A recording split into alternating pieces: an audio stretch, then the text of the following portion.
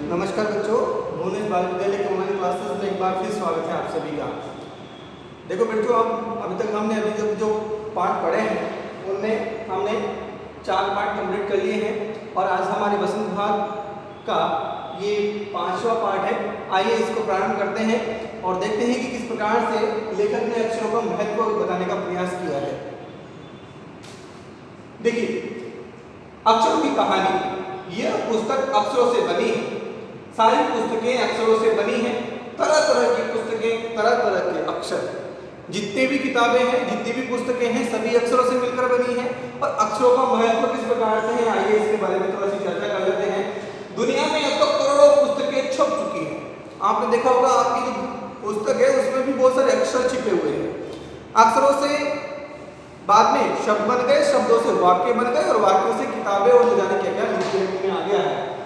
यहाँ पर वही बात हम कह रहे हैं कि हजारों पुस्तकें रोज छपती हैं। तरह तरह के अक्षरों में हजारों की तादाद में रोज ही समाचार पत्र छपते रहते हैं। इन सब के मूल में है अक्षर। हम कल्पना भी नहीं कर सकते कि यदि आदमी अक्षरों को न जानता तो आज इस दुनिया का क्या हाल होता। अगर अक्षर नहीं होते तो हम वास्तव में कैसे बोल पाते, या हम हमारे अभिव्यक्ति कैसे बता पाते, किसी को हमारे विचारों को कैसे बता पाते। ये बात है कि दुनिया का क्या हाल होता, आप कल्पना कीजिए। कोई कह सकता है कि हम अक्षरों को अनादिकाल से जानते हैं। अक्षरों का ज्ञान हमें किसी ईश्वर से मिला है। जब व्यक्ति बोलना नहीं जानता होगा तब तो अक्षर नहीं रहे होंगे, लेकिन जब से व्यक्ति ने विचार उत्पन्न करने स्टार्ट किए होंगे, दूसरों को बताना स्टार्ट किया होगा, तो कहीं न कहीं ये एक ईश्वरीय देन मानी गई है। एक चित्र दिखाई दे रहा है जिसमें आपने आदिकाल से जो विचार थे उसके बारे में थोड़ा समझाने का प्रयास किया है। इस प्रकार के साथ ये भी कोई अक्षर हो सकते हैं क्या? जैसे तो ये शिकार का दृश्य है मध्य भारत में। शिकार करने के लिए जो सामग्री प्रयोग की जाती थी उस प्रकार की चीजों को दिखाने का प्रयास किया गया है कि ये शिकार के दृश्य हैं और ये मध्य भारत की बात है, मध्यकाल की बात है। मध्य भारत में इस प्रकार का होगा। पुराने जमाने के लोग सचमुच ही सोचते थे कि अक्षरों की खोज ईश्वर ने की है। वास्तव में ये किसकी देन मानी गई है? ईश्वर की देन मानी गई है। प्रश्न परीक्षा में अगर प्रश्न आता है कि ये किसकी देन है तो ये ईश्वर की देन है। पर आज हम जानते हैं कि अक्षरों की खोज किसी ईश्वर ने नहीं बल्कि स्वयं आदमी ने की है। अब तो हम ये भी जानते हैं कि किन अक्षरों की खोज किस देश में किस समय हुई है, ये आजकल पता लग गया है। आपने देखा होगा कि लिपि पता लगने लगी है। खरोष्टी हो, अरेमाइक हो, चाहे देवनागरी हो, चाहे किसी भी प्रकार की लिपि, मतलब अक्षरों को जब हम पहचानते हैं तो उसकी लिपि से पहचानते हैं, उसकी लिपि चिन्हों से पहचानते हैं। ठीक है, उसी प्रकार से आज लैटिन इस प्रकार की तमाम प्रकार की जितनी भी लिपि है उन लिपि चिन्हों के माध्यम से भाषा का निर्माण हुआ है, ऐसा माना जाता है। और ये ईश्वर ने नहीं, यहाँ स्पष्ट किया गया है कि ये किसी व्यक्ति विशेष ने या मानव ने ही इसका निर्माण किया होगा। हमारी यह धरती लगभग 5 अरब साल पुरानी है। आप कल्पना कीजिए, 5 अरब साल पुरानी है। जबकि हम अगर पढ़ते हैं, शायद आप इतनी सी कल्पना भी नहीं कर पाए होंगे कि अभी तो 2021 चल रहा है और ये अरबों की बात कर रहे हैं। लेकिन जब कालगणना निश्चित होगी तो आपको सब समझ में आने लग जाएगा। ईश्वर ने अक्षरों की रचना नहीं की है, मानव ने की है। ये धरती लगभग 5 अरब साल पुरानी है। 2-3 अरब साल तक इस धरती पर किसी प्रकार के जीव जंतु नहीं थे, वीरान थी सभी प्रकार से। फिर करोड़ों साल तक केवल जानवरों और वनस्पतियों का ही इस धरती पर राज्य रहा। अभी तक आदमी नहीं आया है जैसी बात की जा रही है। करोड़ों सालों तक केवल जानवर और वनस्पतियां आई हैं, पेड़ पौधे आए हैं। आदमी ने इस धरती पर कोई 5 लाख साल पहले जन्म लिया होगा। कितने साल पहले? 5 लाख साल पहले। अब आप देखिए धीरे धीरे उसका विकास हुआ होगा।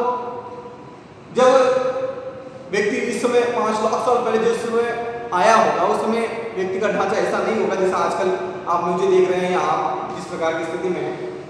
कोई 10,000 साल पहले आदमी ने गांवों को बसाना शुरू किया। वह खेती करने लगा, वह पत्थरों के औजारों का इस्तेमाल करता था। फिर उसने तांबे और कांसे की भी औजार बनाए। तो इस प्रकार से साफ साफ है कि पहले आदमी गांव में रहता था, गांव को बसाना स्टार्ट किया, धीरे धीरे गांव बसते चले गए, जनसंख्या बढ़ती चली गई, खेती करने के काम थे, पत्थरों के औजार थे। आजकल जिस प्रकार से जितने भी औजार आते हैं तमाम प्रकार की धातुओं के, केवल पत्थरों के औजार थे, फिर उसने तांबे और कांसे के भी औजार बनाए। पहले पत्थर के आया, उसके बाद में तांबा और फिर कांसा आया। इस प्रकार से प्रागैतिहासिक, प्राग ऐतिहासिक मतलब प्रागैतिहासिक का मतलब क्या होता है आप ऐसा समझिए, ऐतिहासिक का मतलब जिसकी जानकारी है और लिखित में कोई साक्ष्य है।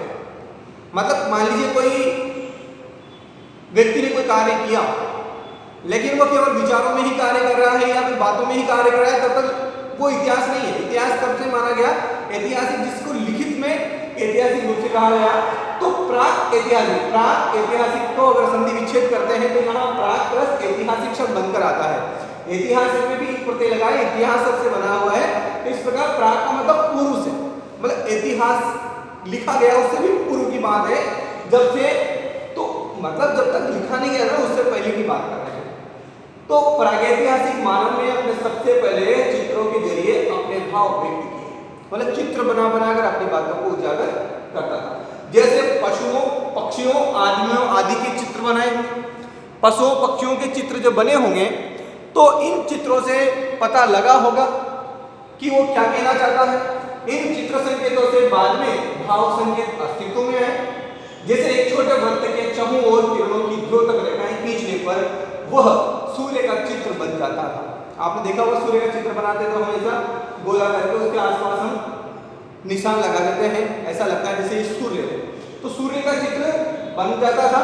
तो ये चारों किरणों को द्योतक बनाकर एक सूर्य जिस प्रकार से बताया, बाद में यही चित्र ताप या धूप का द्योतक बना। ऐसा लग रहा है जैसे कोई ये उजाला जो है ये किसी ताप का है, किसी किरणों के माध्यम से जो ऊर्जा शक्ति है, धूप है, उसका पता चल पाया। इस तरह अनेक भाव संकेत अस्तित्व में आने लगे। धीरे धीरे व्यक्ति ने जैसे विकास किया उस प्रकार से तब जाकर काफी हद बाद में आदमी ने अक्षरों की खोज की। मतलब ये समझाना चाहते हैं ये कि किसी व्यक्ति ने जब जन्म लिया होगा तो आते ही सबसे पहले वो बोलने नहीं लगा होगा या उसने कोई अक्षर लिखना स्टार्ट नहीं किया होगा। जब बच्चा पैदा होता है तो वो भी आपने देखा होगा संकेतों के माध्यम से, अपने रोने के माध्यम से अपने विचारों को व्यक्त करता है। फिर धीरे धीरे वो संकेत के माध्यम से कुछ वर्ड बोलना स्टार्ट करता है, शब्द बोलना स्टार्ट करता है। फिर वो जब बड़ा होता है तो वो धीरे धीरे लिखना स्टार्ट करता है। यहाँ पर भी व्यक्ति का इसी प्रकार से अस्तित्व में आने की बात है कि अक्षरों की खोज उसने एकदम से नहीं की है। पहले उसने अपने विचार किसी चित्रों के माध्यम से, बाद में काफी समय बाद में उसने अक्षरों की खोज की है। अक्षरों की खोज के सिलसिले को शुरू हुए मुश्किल से 6000 साल हुए।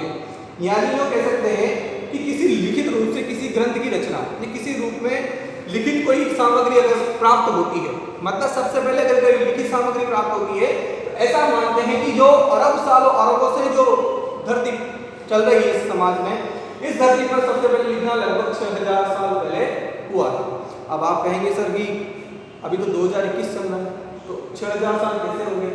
तो आपको पता है जब ये पहली बार जब लिखा गया होगा तो ऐसा मानते हैं कि प्राचीन रूप से सबसे पहले कोई लिखित अगर वस्तु अभी तक के पूरे विश्व की कोई पहली कोई रचना निकल कर आती है तो वो ऋग्वेद मानी गई है, जो पढ़ी भी जाती है, समझी भी जाती है। उससे पहले भी कुछ चित्र मिले हैं लेकिन अभी तक उसको पढ़ा नहीं गया है।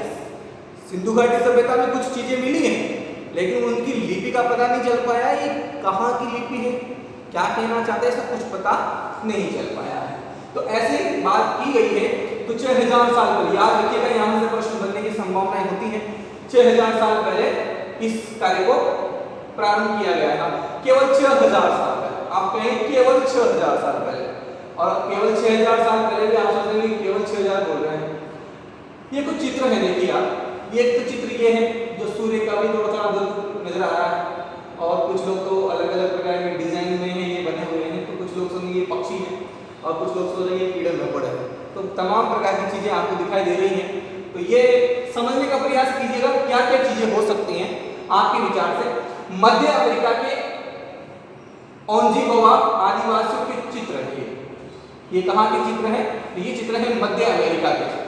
वैसे अमेरिका को ज्यादा समय हुआ नहीं है अस्तित्व में आया, लेकिन फिर भी ये वहाँ आदिवासियों के चित्र बताए गए। दाईं ओर से बाईं ओर प्रोफेसर आप अगर आप देखेंगे, दाईं ओर से मेरी ओर से अगर आप देखेंगे तो दाईं ओर से देखिए तूफान का देवता ये माना गया है। ये तूफान का देवता जो सारे आकाश को घेरता है, ये तूफान का देवता माना गया है।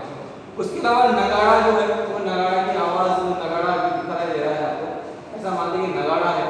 पंखों से सुशोभित नगाड़ा, ये पंखों से सुशोभित नगाड़ा है जो पंखों से एक तरह से इलेक्ट्रिक की तरह मतलब यहाँ गिर रहा होगा।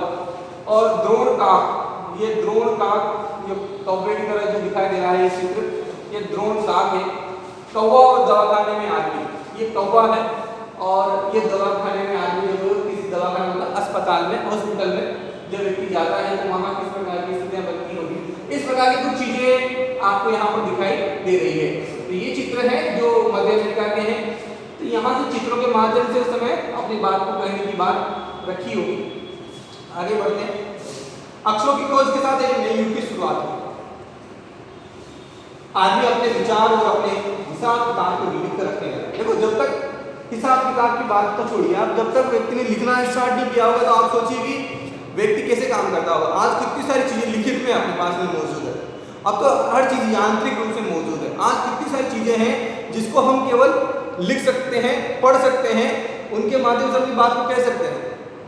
लेकिन एक जमाने में जब व्यक्ति को केवल बोलना आता होगा और जब व्यक्ति केवल अपनी बात को कहने के लिए किसी चित्र का प्रयोग करता होगा, बोलना भी शायद नहीं आता होगा, ऐसी बात कर रहे हैं। तो उस समय की बात तो कितनी बड़ी बात है कि ये विचार और हिसाब किताब को लिखकर अब रखने लगा है। तब से मानव को सभ्य कहा जाने लगा, मतलब तब से सभ्य कहा जाने लगा। असभ्य मानते थे लोग, तब तक क्यों मानना जाता है ना, तब तक असभ्य था, तब तक उसको लिखना नहीं आता था, अक्षर नहीं जानता था। तो यहाँ पर प्रश्न बन सकता है सभ्य कहा जाने लगा, तो सभ्य और असभ्य की कहानी भी आपको समझ आ गई होगी। आदमी ने जब से लिखना शुरू किया तब से इतिहास आरंभ हुआ। आदमी ने जब से लिखना शुरू किया तब से इतिहास आरंभ हुआ। ये बात परफेक्ट है, ये बात कंफर्म है कि व्यक्ति ने जब से लिखना स्टार्ट किया है तब से इतिहास का उद्भव माना जा सकता है। इतिहास मतलब मैं कहा था प्रागैतिहासिक, मतलब इतिहास मतलब लिखित सामग्री इतिहास का रूप है। उससे पहले की जितनी चीजें हैं वो प्रागैतिहासिक में चला जाता है। किसी भी कौम या देश का इतिहास तब से शुरू होता है जब से आदमी की लिखी हुई लेख मिलने लग जाते हैं। कौम का मतलब किसी समुदाय विशेष से है और देश का इतिहास किसी भी व्यक्ति विशेष कि धर्म का विषय, धर्म की बात करते हैं कुछ लोग, कौम का मतलब यहाँ ये है। देश का इतिहास तब से शुरू होता है जब से आदमी के लिखे हुए लेख मिलने लग जाते हैं। इस प्रकार इतिहास को शुरू हुए मुश्किल से 6000 साल हुए। उसके पहले के काल को प्रागैतिहासिक काल यानी इतिहास के पहले का काल कहते हैं। ये बात आप कंफर्म नोट कर लीजिए, अंडरलाइन कर लीजिए, बहुत महत्वपूर्ण है। यहाँ से प्रश्न बनते हैं और आपको बनते हुए देखने को भी मिलेंगे अगली परीक्षाओं में। अतः हम देखते हैं कि यदि आदमी अक्षरों की खोज नहीं करता तो आज हम इतिहास को नहीं जान पाते। वास्तव में ये बात भी सही है। हम यह जान पाते कि पिछले कुछ हजार सालों में आदमी किस प्रकार रहता था, क्या क्या सोचता था, कौन कौन राजा हुए, इत्यादि सब बातें हम इसके बारे में करते हैं। अक्षरों की खोज मनुष्य की सबसे बड़ी खोज है। यानी कह सकते हैं जब से व्यक्ति ने लिखना, अक्षरों को जानना, पहचानना स्टार्ट किया, खोज की, अक्षरों की खोज करने के बाद ही मनुष्य अपने विचार को लिख कर रखने लगा। इस प्रकार एक पीढ़ी के ज्ञान का इस्तेमाल दूसरी पीढ़ी करने लगी। अक्षरों की खोज करने के बाद पिछले 6000 सालों में मानव जाति का तेजी से विकास हुआ और कुछ आतताई तो ऐसे आए, बहुत सारी रचनाएं हुई हमारे देश में। पूरे विश्व में भारत को विश्व गुरु के रूप में जाना जाता था। मतलब सबसे पहले कोई पढ़े लिखे लोग अगर कहीं पूरे विश्व में मिलते थे तो वो इंडिया में मिलते थे। लेकिन क्या हुआ कि कुछ आतताइयों ने कुछ धार्मिक कारण से यहाँ की कई पुस्तकालय जो लाइब्रेरी थी, कई बड़े बड़े जो यहाँ के लिखित ग्रंथागार थे, उन सबको जला दिया। और ऐसा भी उल्लेख मिलता है कि कई सारे पुस्तकालय तो ऐसे थे जो लगभग 5-5 साल तक जलते रहे, तब तक भी उनकी आग नहीं बुझ पाई। आप सोचिए कि वो कितनी बड़ी बात रही होगी जो 5 साल तक भी अगर किसी रूप में अगर वो पुस्तकालय जल रहे होंगे तो वो कितनी बड़ी बात है कि वो कितना ग्रंथ उन्होंने जलाए होंगे। तो ये सही बात है यहाँ से कहने की कि मनुष्य की ये बड़ी खोज थी और उसके बाद में ही वो अपने विचारों को लिखने लगा था। इस प्रकार एक पीढ़ी से ज्ञान का इस्तेमाल दूसरी पीढ़ी करने लगी। अक्षरों की खोज करने के बाद पिछले 6000 सालों में मानव जाति का तेजी से विकास हुआ। यह महत्व है अक्षरों का और उनसे बनी हुई लिपियों का। अतः हम सबको अक्षर की कहानी मालूम होनी चाहिए। आज जिन अक्षरों को हम पढ़ते या लिखते हैं वे कब बनाए गए, कहाँ बने और किसने बनाए, ये जानना भी जरूरी है। ये महत्वपूर्ण बात है और ये गुणाकर मूल्य का पाठ जो था ये इसने साफ साफ कहा कि ये सब जानना जरूरी है। कौन कौन सी लिपियां हैं, जैसे हमने व्याकरण के भाग में हमने पढ़ा कि हमने देवनागरी लिपि की बात की, जहाँ संस्कृत, हिंदी और मराठी जैसी भाषाएं देवनागरी लिपि से निकली है। जहाँ हमने बात की कि उर्दू, फारसी और जितनी भी भाषाएं हैं बाकी सबकी लिपियां हैं। लिपि का मतलब लिपि चिन्ह है। उन लिपि चिन्हों के बारे में जानने की पड़ताल करनी चाहिए, पहचानने की कोशिश करनी चाहिए। जो लिपि चिन्ह लिखने की जो स्टाइल है, चाहे लैटिन हो, चाहे किसी प्रकार की, चाहे जर्मनी हो, चाहे फ्रांस हो, चाहे रूस हो, चाहे अमेरिका हो या कुछ भी हो, अलग अलग सबका कोई ना कोई लिपि चिन्ह है। उन सब लिपि चिन्हों को जानना चाहिए और हमें इस बात का पता लगाना चाहिए कि उन लिपि चिन्हों में क्या क्या चीजें लिखी हैं। मतलब इतनी सारी भाषाएं हैं और सभी भाषाओं में विचार लिखे हुए हैं। पिछले 6000 साल में व्यक्ति ने जितना विकास किया है उससे ज़्यादा विकास पिछले लगभग यूँ मान लीजिए कि आप 150 सालों के अंदर जितना विकास हुआ है एक लिखित सामग्री का, उतना शायद विकास पहले नहीं हुआ होगा। तो ये बात कंफर्म है, क्योंकि लिखित रूप से जो सामग्री अब जाके मिलने लगी है, जमाना यांत्रिक हो चुका है। तो यहाँ तक हम आकर यहाँ हमारा पाठ पूर्ण होता है। आगे हम इसके प्रश्नोत्तर की बात करेंगे और इसके लिए हम आगे की कक्षा में चलेंगे। तब तक के लिए धन्यवाद। जय हिंद, जय भारत।